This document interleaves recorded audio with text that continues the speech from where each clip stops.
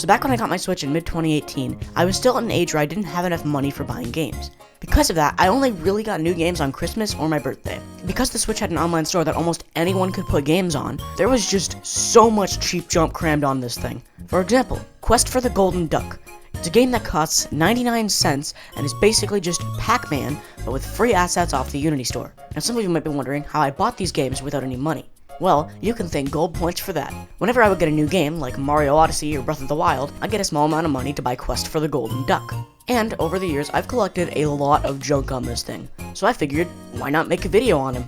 Also, by the way, the prices in this video are Canadian because that's where I live, so you'll have to look up the prices yourself if you live in the US or anywhere else. Avenger Bird. You play as a bird and it can fly. That's it. No, really, this game is, like, really basic. It's just a platformer with nothing really else interesting about it. The most praise I can give it is that the art looks decent. Overall, when the price tag of $2.89, I'd say it's probably worth the price. Dawn of the Breakers.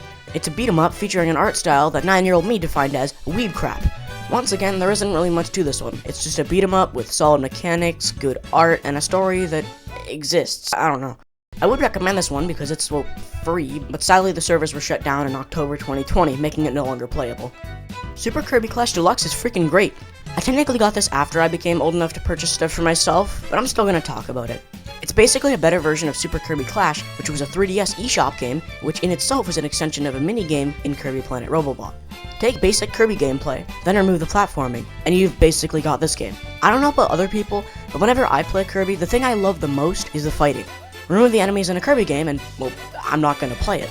So getting a Kirby game that was just fighting and it was free, that was such a treat. Tetra's Escape, a pretty decent puzzle game. Take Box Boy, mix it with some good old ugly graphics, and you got $6 well spent. The goal of the game is to switch between a group of these abominations called Tetras and transform into different shapes to help at least one of them escape. Overall, the stages are pretty well designed and don't typically feel unfair, but there just isn't much to this game. Quest for the Golden Duck is bad. It's just a poor man's Pac-Man. Walk around the stage and collect dots. Deltarune is one of the best RPGs ever made and nobody can tell me otherwise.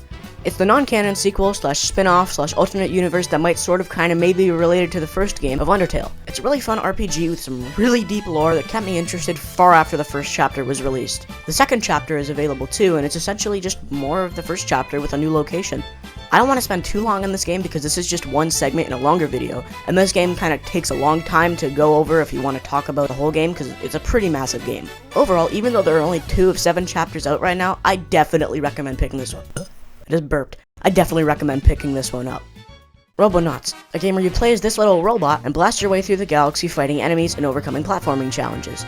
The levels are pretty well designed and are loads of fun. The game looks stunning for a $5 eShop game and is definitely worth the price. I'd say you'll definitely get a lot of fun out of this one. Mecha Tales, a pretty fun, pretty hard platformer. Not really much to comment on aside from the fact that the levels seem pretty smartly designed and I couldn't get past the first boss, dang it! Timberman vs. Take Chop Champs from Kirby Star Allies, make it into a full game, give it some stunning pixel art, and you got Timberman vs. Not much else to say, just a fun game. For a measly $2.50, this is definitely worth it. Ambition of the Slimes is a tactical RPG, sort of like Fire Emblem, where you play as a group of slimes and fight various groups of people. The main method of fighting is through getting close enough to the opponent and taking over their body, using that to attack the other team. The game has a pretty deep fighting system, with 3 types being water, fire, and grass, having all of the slimes and all of the opponents have different movement radiuses, weapons, stats. This game is absolutely beautiful, and I'm an absolute sucker for pixel art. It's only $6.89, and there's so much to this game, this is definitely worth it. Pokémon Quest.